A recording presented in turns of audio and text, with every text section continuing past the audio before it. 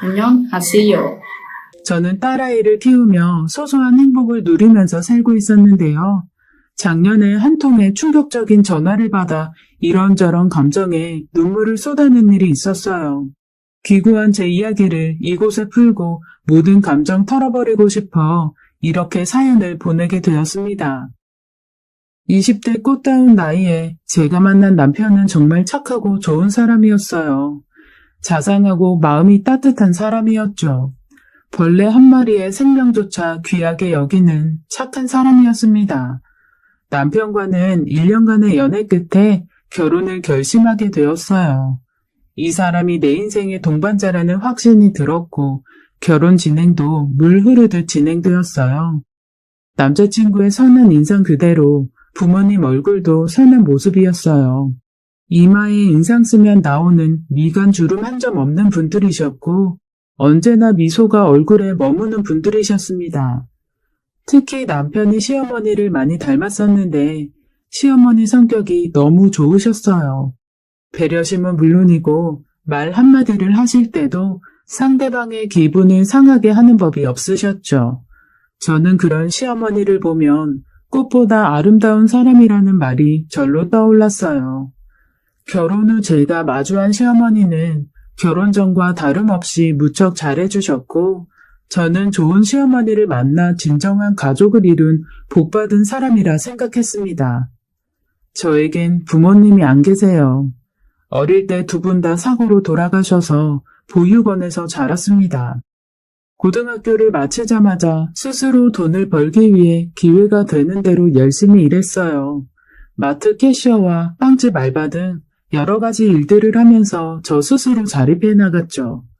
제가 25살 무렵에 일 다니던 마트가 멀리 이전하게 되면서 어쩔 수 없이 일을 그만두게 되었어요.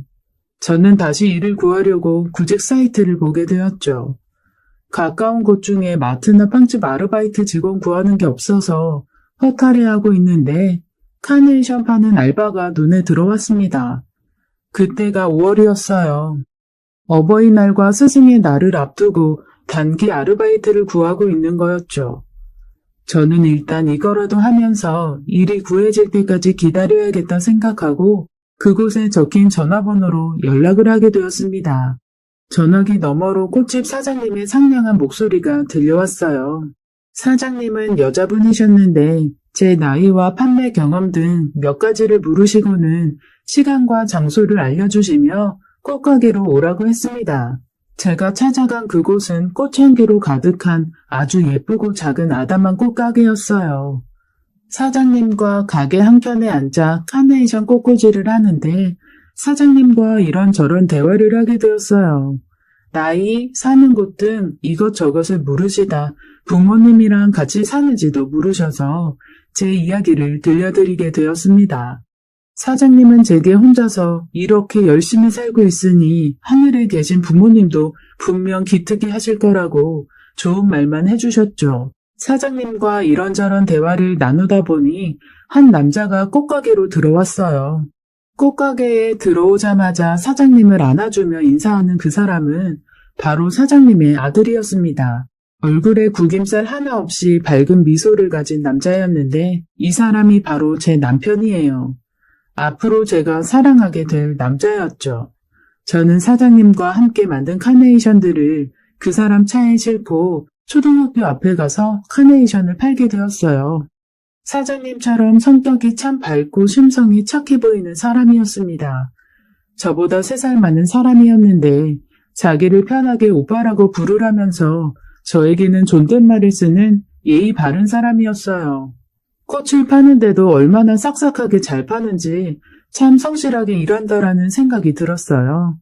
조금 추웠던 봄 날씨에 떨고 있던 제게 가디건을 벗어주며 입고 일하라던 그 사람에게 자꾸만 눈길이 갔습니다. 처음 만난 사람이었는데 이렇게 쉽게 친해진 사람은 처음이었어요. 사람을 평소 경계하던 제 성격이 무색할 정도로 그 사람 앞에서는 경계심은 잊은 지 오래였죠. 지금도 생각해보면 사람 사이의 인연이라는 게 정말 있나 보다 하는 생각이 들어요. 아무튼 그날 팔던 꽃바구니가 2개 남았었는데 어린 학생이 와서는 꽃바구니를 하나 사가지고 갔습니다. 이제 하나만 더 팔면 퇴근할 수 있었어요. 그런데 그때 사장님 아들이 말했습니다. 드디어 다 팔렸네요. 네? 아직 하나 더 남았는데요? 이건 제가 아까 미리 찜해둔 거예요. 이미 꽃값도 다 지불했어요. 아, 그러셨구나. 부모님 거 챙기시나 봐요. 그런 건 아니고, 이거 받으세요. 지연 씨 부모님 갖다 드리세요. 제가 말씀드렸다시피 제 부모님은 이미 오래전에 돌아가셨다는 말을 하려고 할 때 그 사람은 제 말이 끝나기도 전에 제게 말했습니다. 지연 씨 부모님 돌아가신 건 저도 알아요.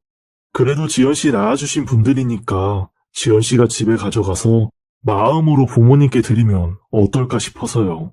제가 감히 어버이날 지연 씨 마음을 가늠하진 못하겠지만 만약 저라면 조금 속상한 마음이 들 것 같아서요.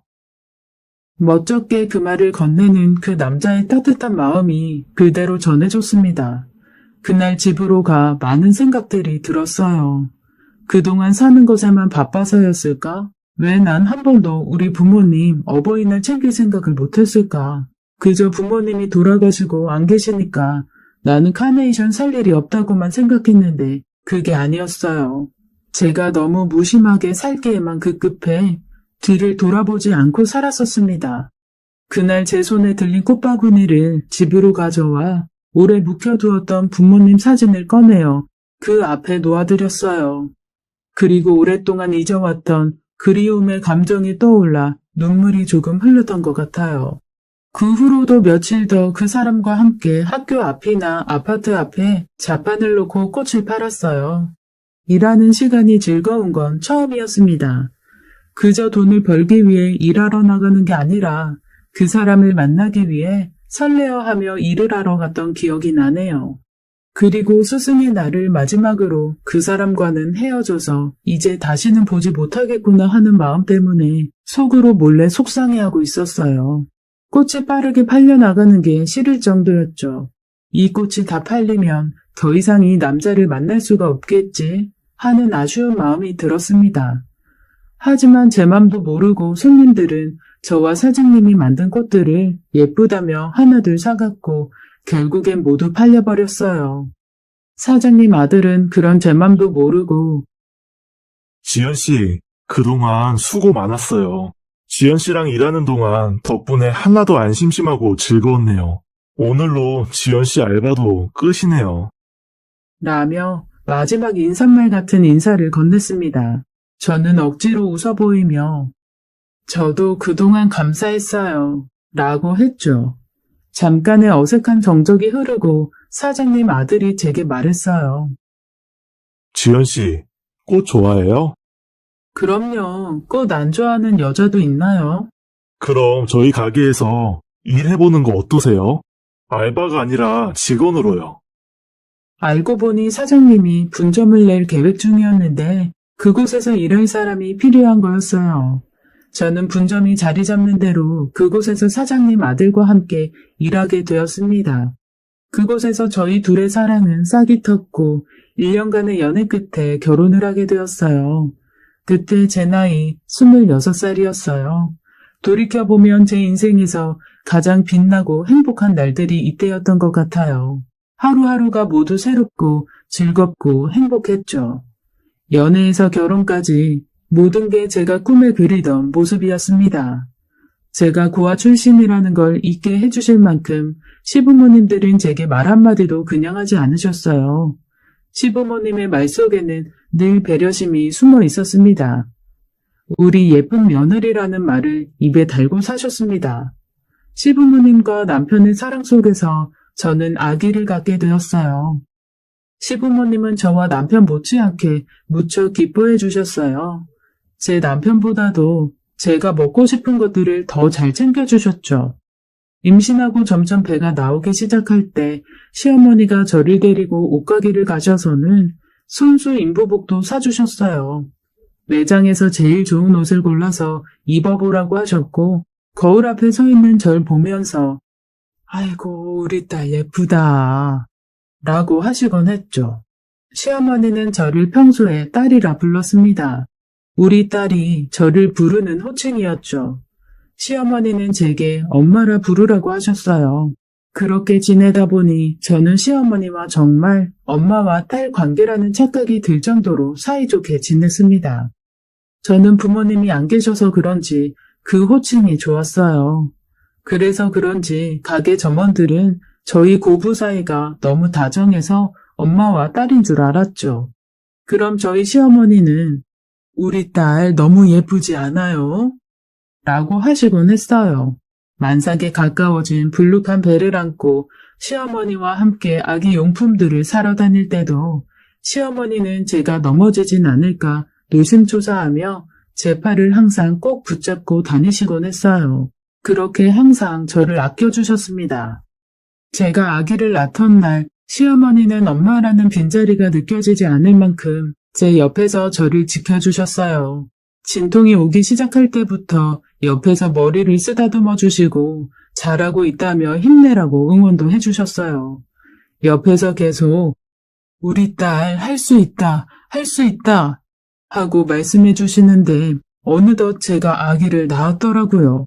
아기를 안고 있는 제 머리를 쓰다듬으며 우리 딸 많이 아팠지? 고생 많았다.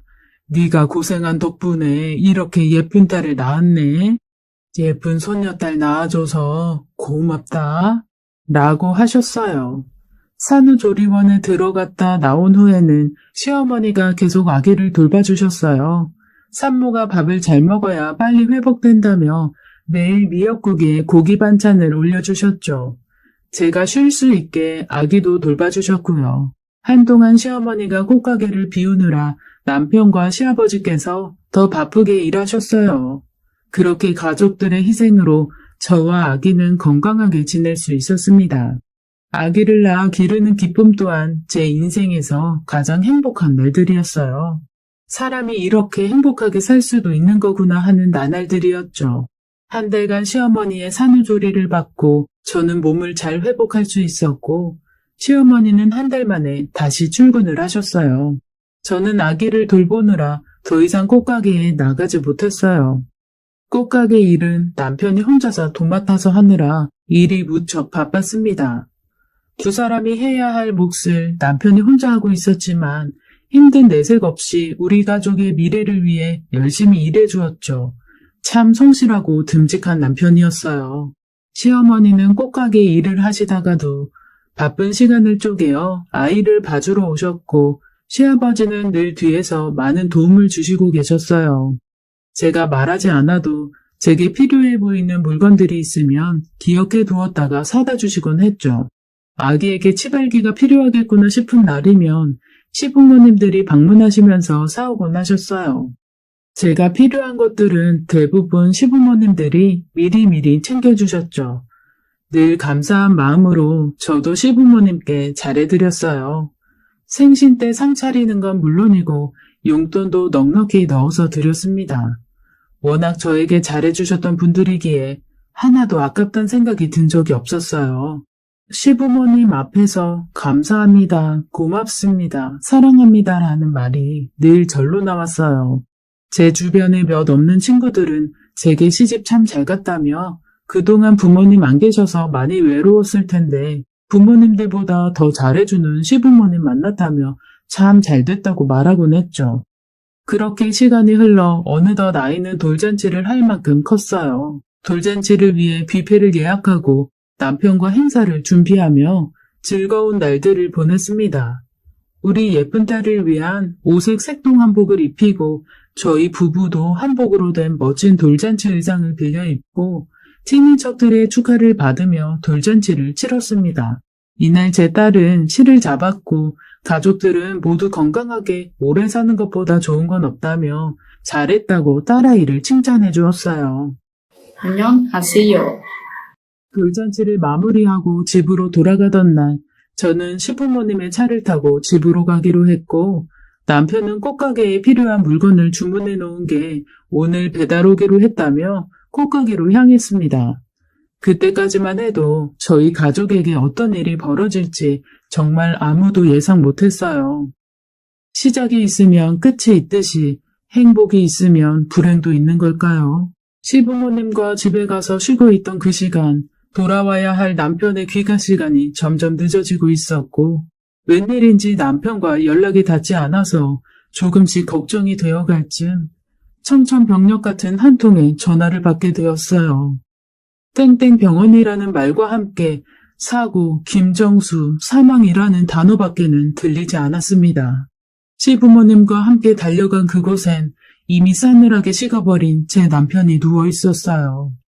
중앙로를 침범한 차량이 돌진해 남편의 차를 들이받았고 그 사고로 인해 머리에 큰 충격이 가해져 사망에 이르렀다는 이야기를 전해 들었습니다. 시부모님도 저도 정신을 차릴 수가 없었어요. 다시 살려낼 수만 있다면 내 팔다리라도 내어주고 싶었습니다.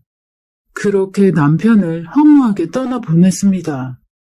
영안실에 누워있던 모습, 장례식장에서 그를 보내주기 전 모습, 화장터에 들어가는 모습, 너무도 많은 눈물을 흘려야 했던 시간들. 그날 이후 저희 가족들은 남편의 죽음으로 인해 슬픔과 고통 속에서 살게 되었어요. 그 시간들을 보내면서 시어머니는 너무 큰 충격에 병이 들고 말았습니다. 유방암 진단을 받으신 시어머니는 가슴을 절제하는 큰 수술을 받으셔야 했고 암투병 기간 동안 제가 시어머니의 병수발을 들어야 했어요. 독한 항암제를 드셔서 늘 메스꺼운 증상에 구토하기 일쑤였고 머리도 다 빠져서 대머리가 되어버리셨어요. 미간에 주름 한 점 없던 시어머니 얼굴에는 점점 주름이 늘어갔습니다. 병마와 싸우는 동안 시어머니는 급속도로 늙어버리셨고 늘 미소 가득하던 모습은 온데간데 없었어요. 그런 와중에 시어머니는 제게 늘상 미안하다는 말을 입에 달고 사셨습니다. 너도 힘든데 나까지 아파서 미안하다. 내가 아파서 네가 고생이 많구나.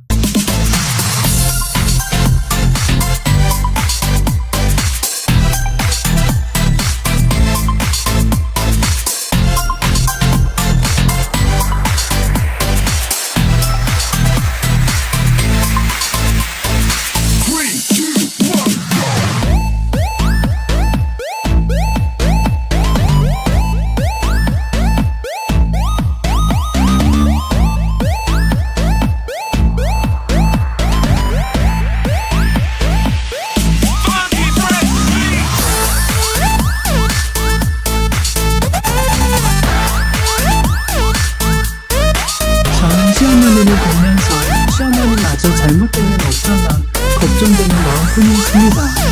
그렇게 2년 정도 지나자 다행히 시어머니는 점점 몸이 회복되어 가셨고 이제는 건강관리하며 정기검진만 잘 받으면 된다는 의사의 말을 듣게 되었어요.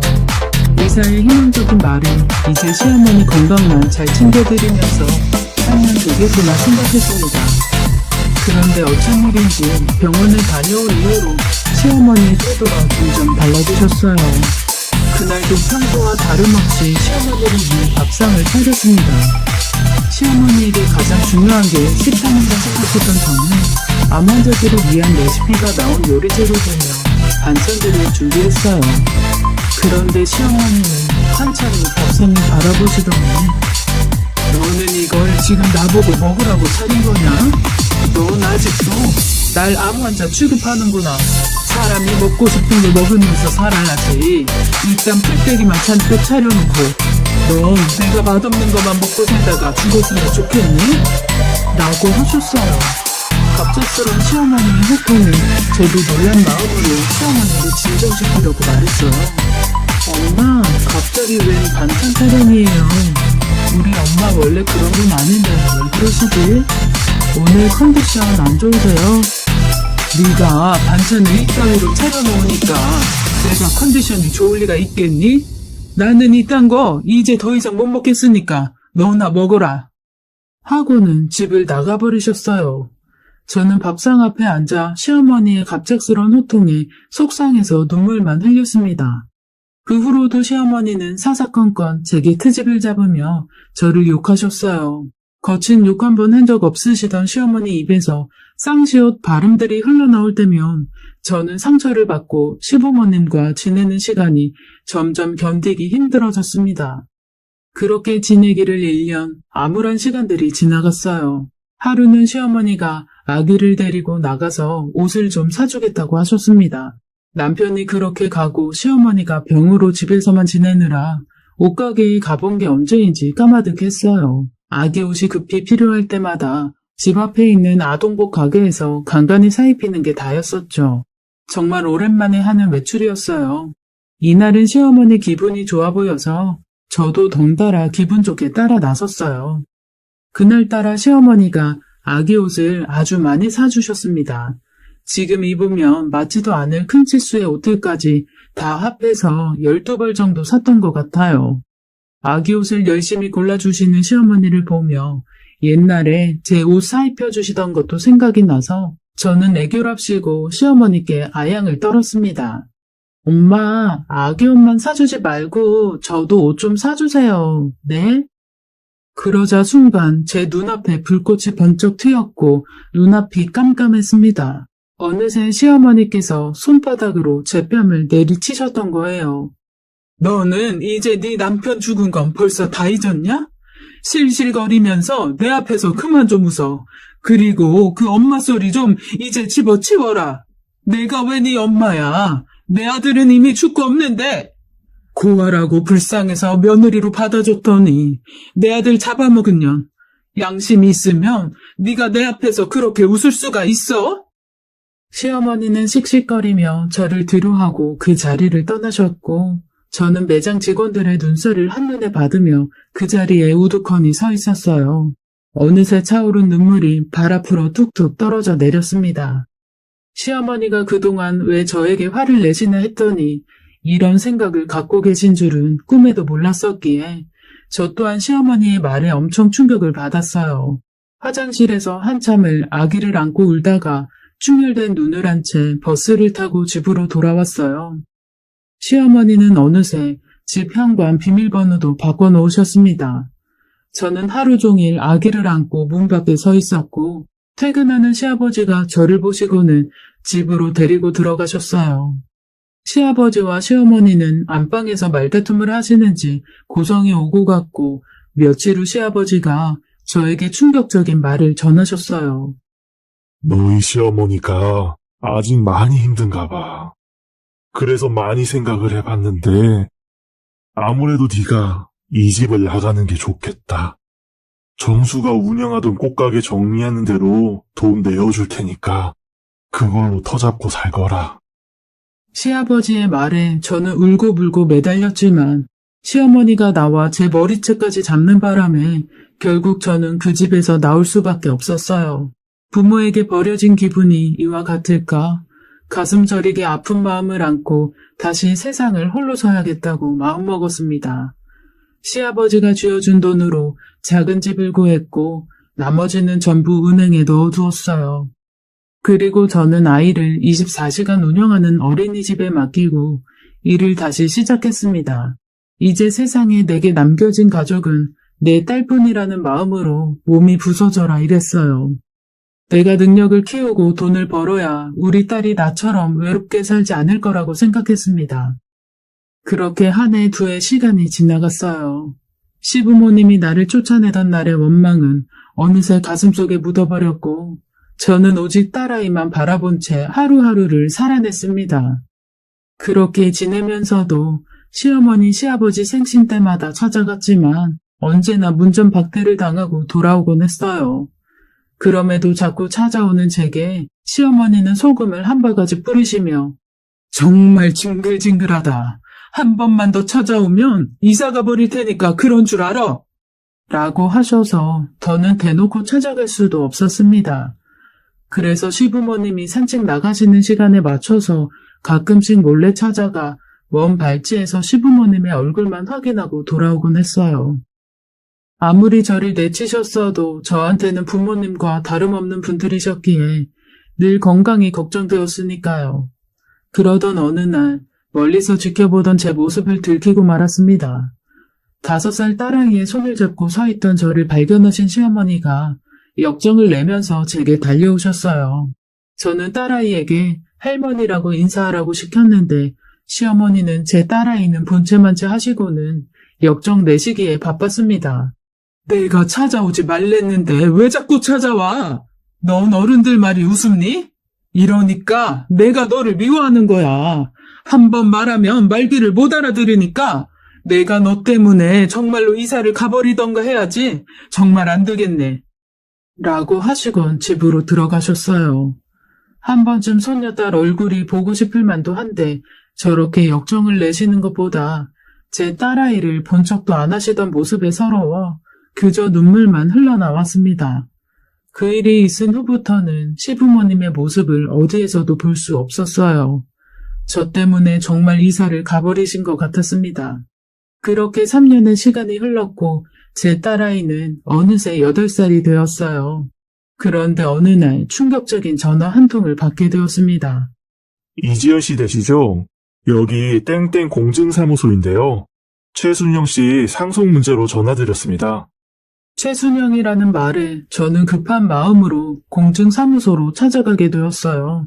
그리고 그곳에서 저는 시아버지를 만날 수 있었습니다. 어느새 많이 늙어버리신 시아버지는 제게 미안하다는 말과 함께 시어머니가 돌아가셨다는 말을 전해주셨어요. 시아버지는 제게 너희 시어머니 너무 원망하지 말거라. 누구보다 널 아끼고 사랑하셨다. 너에게 거짓으로 모진 말을 할 때마다 눈물로 밤을 지새우고 너를 걱정했단다. 젊은 네가 우리만 모시고 살다가 새 인생 시작하지 못할까봐 일부러 더 못되게 굴었어. 그동안 마음에 상처받았다면 내가 대신 사과하마. 하지만 전부 진심이 아니었으니 마음에 담아두지 말거라. 그리고 너희 시어머니 유언대로 시어머니가 남긴 모든 유산은 손녀딸 앞으로 남기기로 했다. 라고 하셨습니다. 시아버지의 말을 듣는 저는 눈물 콧물이 범벅이 된 채 계속 울기만 했어요. 시아버지께 지금부터라도 아버님 모시면서 살고 싶다고 했지만 시아버지는 너희 엄마가 그렇게 마음 아파하면서 너를 떼어냈는데 어찌 내가 이제와 너랑 같이 살 수 있겠니? 그리고 이제 나는 혼자가 편하구나. 그러니 너도 과거는 훌훌 털어버리고 네 인생 살거라. 라고 하셨어요. 아버님은 그렇게 말씀하셨지만 그 후로 저는 시아버지 반찬을 이것저것 챙겨서 딸아이 손을 잡고 놀러가곤 합니다. 시아버지도 몇 번 거절하시다가 이젠 포기했는지 그냥 받아주시네요. 딸아이도 할아버지가 생겨서 너무 좋다고 합니다. 저는 지금도 저희 시어머니가 너무 보고 싶습니다. 저에게 모질게 대했던 모습보다는 저한테 잘해주셨던 기억만 떠올라요. 엄마보다 더 엄마 같았던 우리 시어머니, 참 꽃 같은 분이었는데 너무나 빨리 하늘로 가셨네요. 아마도 하늘에서 제 남편 챙겨주려 빨리 가셨나 보다 싶어요. 부디 그곳에선 두 분 모두 평안하시길 바라며 이 글을 마칩니다. 제 이야기를 읽어주시고 들어주신 여러분 감사합니다. 안녕하세요.